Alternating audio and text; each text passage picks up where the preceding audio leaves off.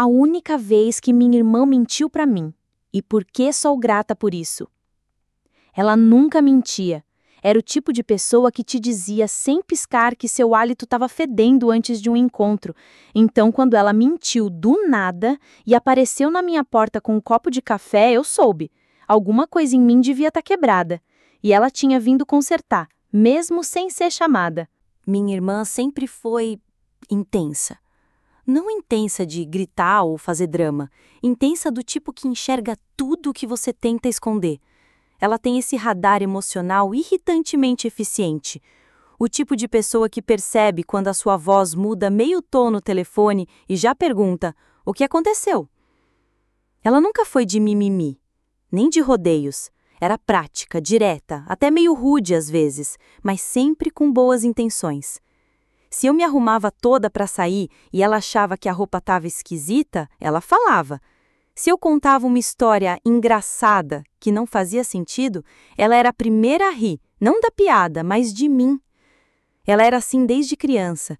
Enquanto eu fazia de tudo para agradar os outros, ela fazia de tudo para ser verdadeira. Dói dizer, mas por muito tempo eu a achava insuportável. Já eu sou o oposto. Sempre fui a filha quieta, a que tira boas notas, que não dá trabalho, que resolve as próprias crises no escuro do quarto e não deixa ninguém perceber. Cresci assim, achando que ser discreta era o mesmo que ser forte, que pedir ajuda era igual a fraqueza, que engolir o choro era sinal de maturidade. A gente se amava, claro, mas vivíamos em ritmos diferentes.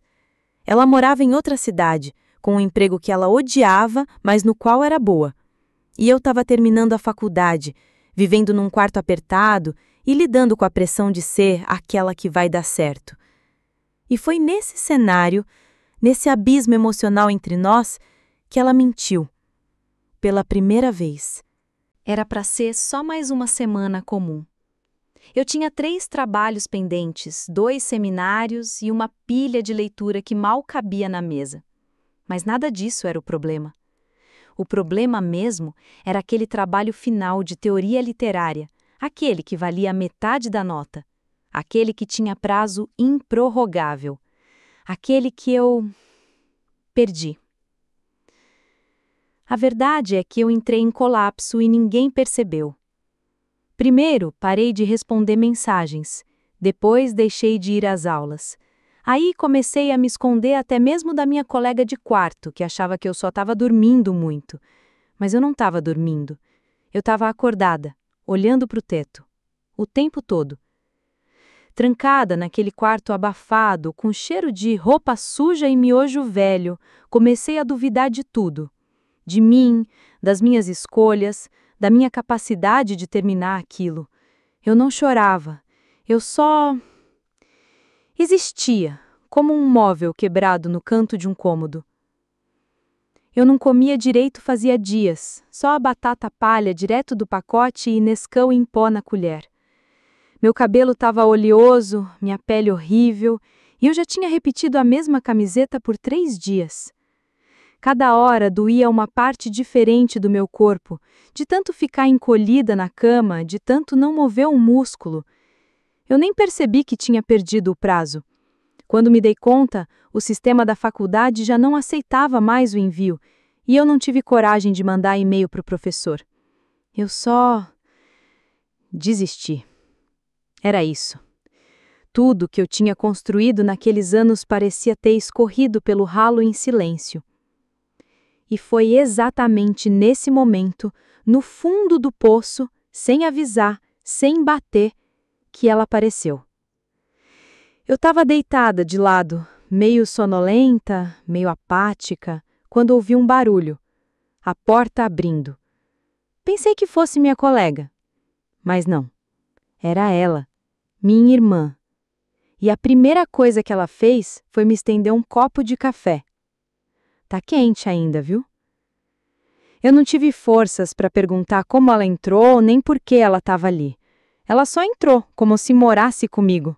Olhou em volta, fez uma careta e largou. Tá uma zona aqui dentro. Você tá um caco também. Eu tentei sorrir. Foi mais um espasmo do que um sorriso. Sentei na cama com esforço. Peguei o café. "O que você está fazendo aqui?" Perguntei com a voz arrastada. Ela deu ombros. "Tava por perto." Por perto. 3 cidades de distância. Ela não estava por perto nem se pegasse um helicóptero. Mas naquele momento eu não tinha forças para questionar. Só bebi o café em silêncio, com a garganta rasgando a cada gole. E ela ficou ali, sentada no chão, olhando para mim como se estivesse esperando que eu desabasse. Eu não desabei, não com palavras, mas ela viu. No meu rosto, no meu silêncio, no jeito como eu evitava o espelho.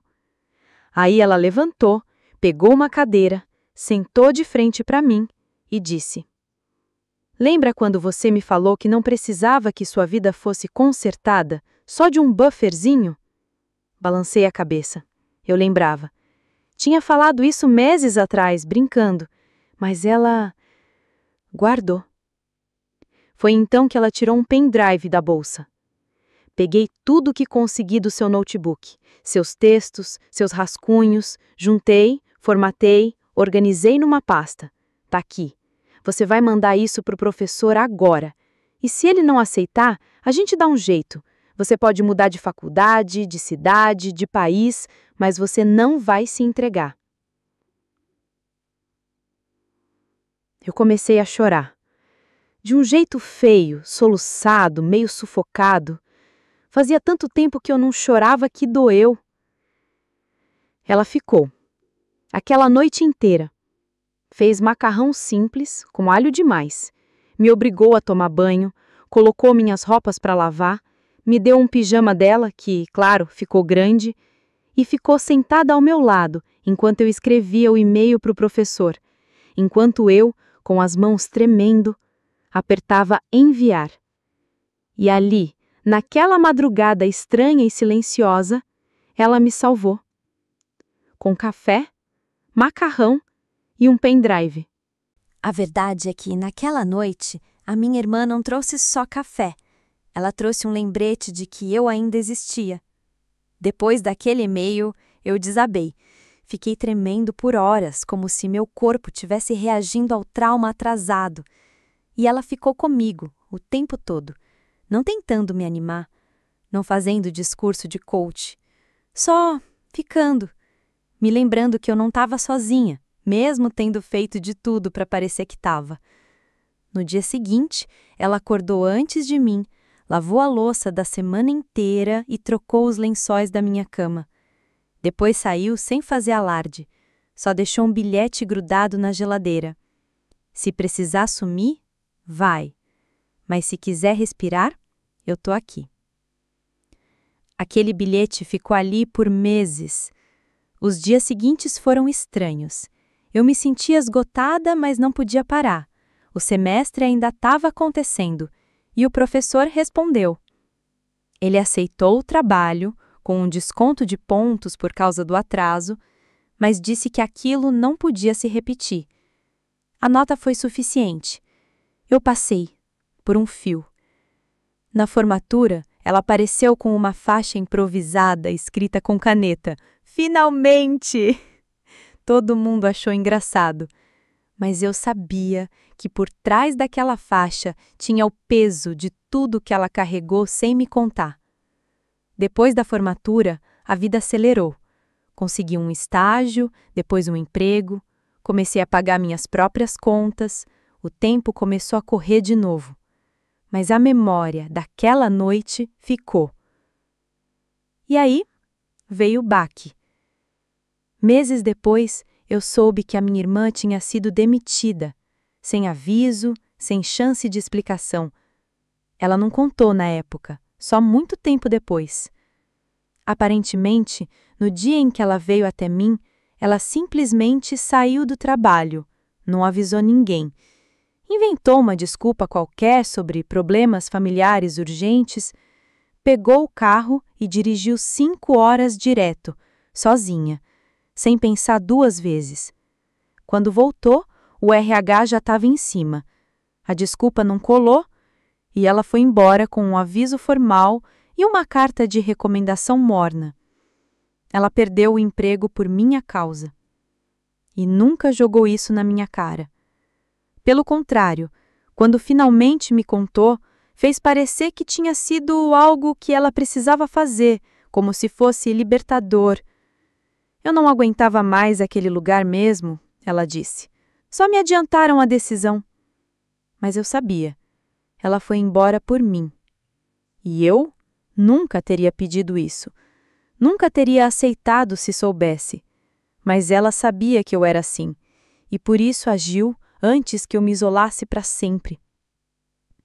Depois da demissão, ela ficou um tempo parada, e, para ser honesta, acho que foi bom para ela.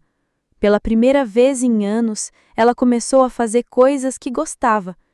Voltou a pintar, um hobby que tinha abandonado anos antes. Reviu amigos, ficou mais leve. Mas o mundo cobra, e a pressão voltou. As contas acumulavam, os bicos não bastavam, e ela começou a buscar trabalho com urgência. Passava madrugadas mandando currículo, e sempre que eu perguntava como estava, ela sorria e dizia, no controle. Eu comecei a me sentir culpada, de verdade. E ela percebeu. Não se atreva, ela falou uma vez. Se tiver que acontecer de novo, eu faço, e com gosto, mas você não vai se carregar com isso. E a verdade é que, mesmo com tudo, ela estava feliz. Foi nesse período que ela começou a fazer terapia, por insistência de uma amiga. E pela primeira vez, ela começou a abrir sobre coisas da infância que nem eu sabia. Traumas antigos, culpas que ela guardava sozinha. Aquela fachada de força que parecia inabalável estava cheia de rachaduras, e eu não fazia ideia. Enquanto eu tentava sobreviver à faculdade, ela estava sobrevivendo a ela mesma. A nossa história, no fim, era sobre duas pessoas quebradas tentando parecer inteiras. E naquela noite, quando ela bateu na minha porta com café, foi o momento em que uma rachadura reconheceu a outra. Um dia, mexendo num caderno antigo que ela deixou na minha casa, encontrei uma anotação rabiscada entre listas de compras. Se ela não pedir socorro, vá mesmo assim. Ela escreveu isso semanas antes daquela visita. Ou seja, ela sabia, sentiu, pressentiu e se preparou. Mesmo sem saber o que ia encontrar, mesmo sem ter garantia de nada. Ela me escolheu. Acima do trabalho, acima do orgulho, acima de tudo. E isso foi o que mais me doeu. Não pela dor da escolha, mas pelo tamanho do amor que ela carregava. Um amor que eu nem sabia que merecia. Anos se passaram, a vida seguiu seu curso. Eu consegui crescer profissionalmente, mudei de cidade, fiz novas amizades, e a faculdade ficou para trás como um capítulo encerrado. Ou pelo menos eu achava que estava. A minha irmã seguiu um caminho totalmente diferente. Depois daquele período difícil, ela começou a trabalhar com uma amiga num pequeno ateliê. Vendiam arte, organizavam oficinas, e ela parecia finalmente leve, sem chefes abusivos, sem prazos absurdos. Só ela, a criatividade e um tempo que era dela. Eu via isso de longe e pensava, ela se reencontrou. Mas, sabe aquela sensação de que algo não encaixa? Eu sempre tive isso em relação àquela noite. Aquela visita inesperada, aquela intuição dela, aquela organização toda. Ela sabia demais. Tudo bem que minha colega de quarto contou que eu estava sumida, mas como ela teve acesso ao meu backup? Como sabia exatamente onde estavam meus arquivos? Como conseguiu convencer o professor, que era conhecido por ser um carrasco com prazos, a aceitar meu trabalho? Eu deixei essas perguntas para depois, por anos. Mas um dia, mexendo em coisas antigas, resolvi abrir aquele pendrive. E foi aí que tudo começou a desmoronar, de novo. Dentro dele, além dos meus arquivos, havia uma pasta oculta. E dentro da pasta, um arquivo de texto, com um título estranho. Primeiro rascunho, Carta ao professor. Abri o arquivo. Era uma carta extensa, escrita por ela. E não era exatamente uma carta de pedido. Era quase uma súplica, em primeira pessoa, fingindo ser eu. Ela escreveu como se fosse eu, descrevendo minha crise, minha exaustão, os dias sem comer ou sair da cama. Ela detalhava coisas que, honestamente, eu mesma não teria coragem de admitir. Ela pintava um retrato cru de mim mesma de forma tão íntima e verdadeira que fiquei paralisada lendo. Era como se ela tivesse vivido na minha pele. No final da carta, ela implorava por compreensão, não em nome da excelência acadêmica, mas em nome da sanidade de uma aluna à beira do colapso. E finalizava com um tom firme. Se sua função como professor é educar, então essa é a sua chance de ensinar com empatia. Ela assinou com o meu nome. A carta nunca foi enviada, mas me mostrou uma verdade dolorida. A minha irmã não só me salvou, ela se passou por mim. Ela mentiu, fabricou uma versão emocional da minha realidade e arriscou minha reputação para me proteger. Eu não sabia o que sentir. Gratidão? Culpa? Medo? Confrontei ela dias depois. Mandei uma mensagem sem contexto. Encontrei a carta. Ela demorou horas para responder. Quando respondeu, só disse: eu sabia que um dia você ia achar. Ligamos por videoconferência. Eu perguntei por quê. Ela respirou fundo e disse: porque você nunca pediria ajuda. E se eu esperasse você chegar no fundo do poço, podia ser tarde demais. Ela disse que pensou em todas as consequências. Sabia que, se descobrissem, eu poderia ser punida por fraude acadêmica. Mas, segundo ela, eu já estava sendo punida. Pelos meus próprios padrões, pela minha autossabotagem, pelo meu silêncio.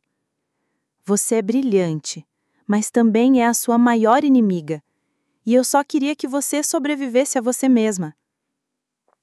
Ela revelou que ligou para o professor no dia seguinte, depois de mandar o e-mail. Usou um tom calmo, formal, dizendo que a aluna precisava de compreensão.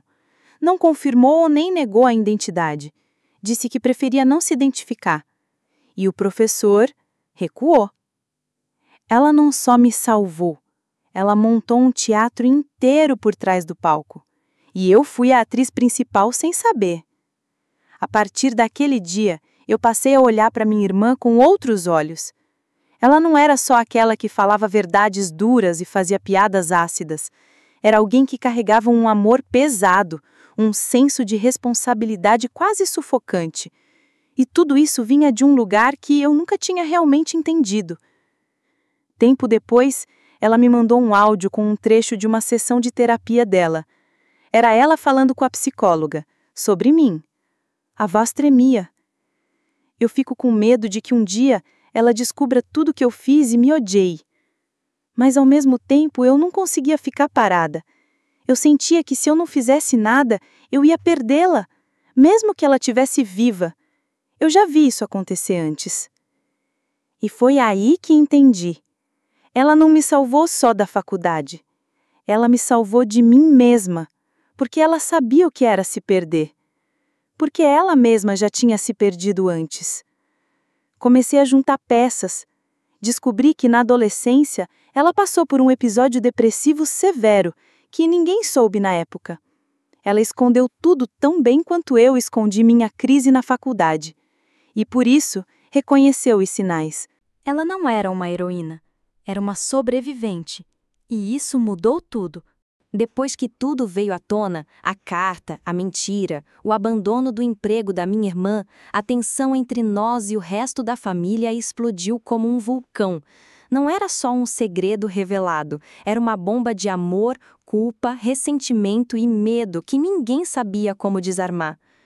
Minha mãe, que sempre admirou a honestidade da minha irmã, ficou dividida entre o orgulho pela coragem dela e a frustração pelo preço que pagou.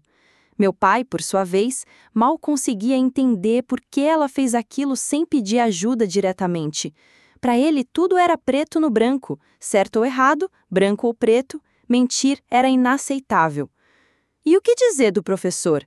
Ele ficou na defensiva, ameaçando abrir processo por fraude acadêmica. Minha irmã teve que se preparar para dar explicações, se defender, enquanto eu tentava me recompor. Mas o que mais me marcou foi o impacto que essa tempestade teve em uma reunião de família que deveria ser feliz, o aniversário do meu pai. Lá estávamos todos, família, amigos, risos, e eu, tentando parecer normal, mesmo com a cabeça latejando. Minha irmã, sempre direta e sem filtros, não conseguia segurar a atenção. A conversa começou tranquila, mas não demorou até ela soltar uma dessas verdades afiadas que só ela sabe. Vocês acham que sou a má da história? Que me demiti por preguiça? Que menti porque sou preguiçosa?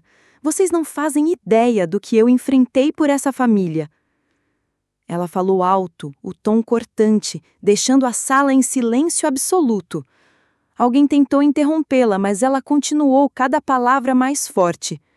Se eu menti, foi para salvar minha irmã. Se fui demitida, foi por amor. E se isso faz de mim um monstro, então que assim seja. Naquele momento, o meu primo de 5 anos, que estava brincando perto da mesa, começou a chorar.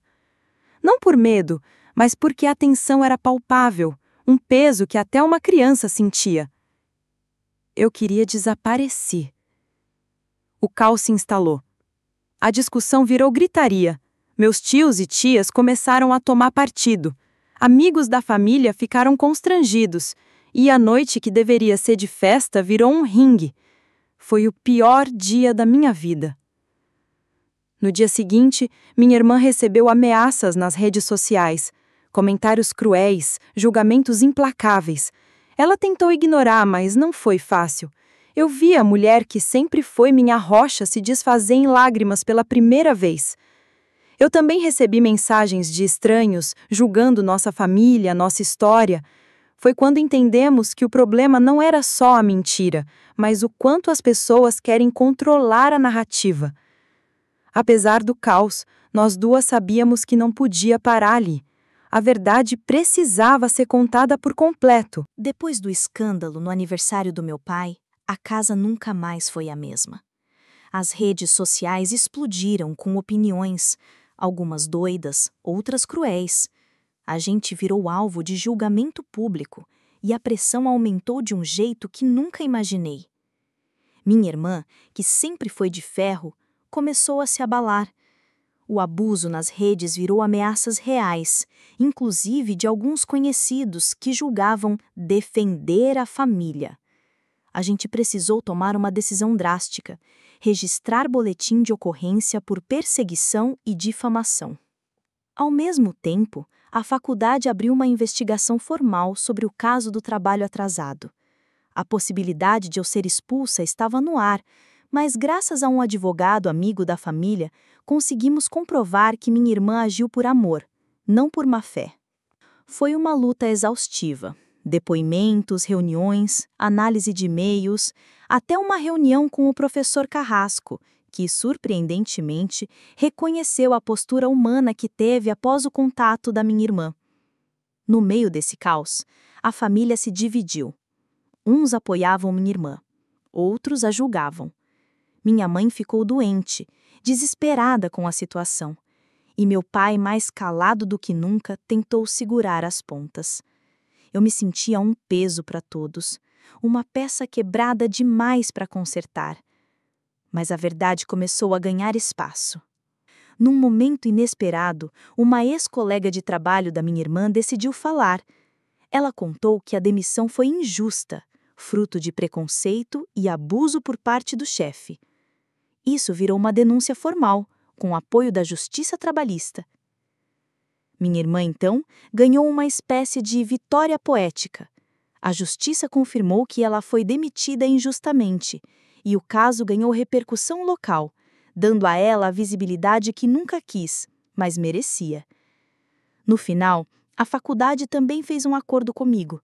Não me expulsaram, nem reprovaram. Foi um pacto de confiança para que eu pudesse terminar minha graduação com dignidade. Aquela tempestade toda trouxe uma consequência inesperada. Nos uniu ainda mais. Entre processos, julgamentos e recuperação, criamos um laço que nunca mais seria quebrado. Anos depois de tudo, a cicatriz ainda está lá, mas ela não dói mais do mesmo jeito. Minha irmã e eu nunca mais fomos as mesmas, e isso é bom. Passamos por um fogo cruzado que testou nosso amor e nossa coragem, e saímos do outro lado mais fortes. Hoje, nos encontramos numa casa pequena, cheia de plantas e risos fáceis. A cozinha tem cheiro de café fresco e ela insiste em fazer aquele macarrão com alho que eu tanto odeio, só para me provocar. Falamos sobre tudo, sobre o passado, as mentiras, os medos e as vitórias. Rimos das nossas brigas bobas e choramos pelas batalhas que enfrentamos juntas. Ela continua brutalmente honesta, mas agora com um toque de ternura que só o tempo pode dar. Eu aprendi a pedir ajuda. Ela aprendeu que não precisa carregar o mundo sozinha. E, acima de tudo, entendemos que família é isso: caos, amor, erros e perdão. A mentira que salvou minha vida se tornou a verdade que nos mantém unidas. E essa é a história que eu nunca pensei que contaria, mas que precisava ser ouvida.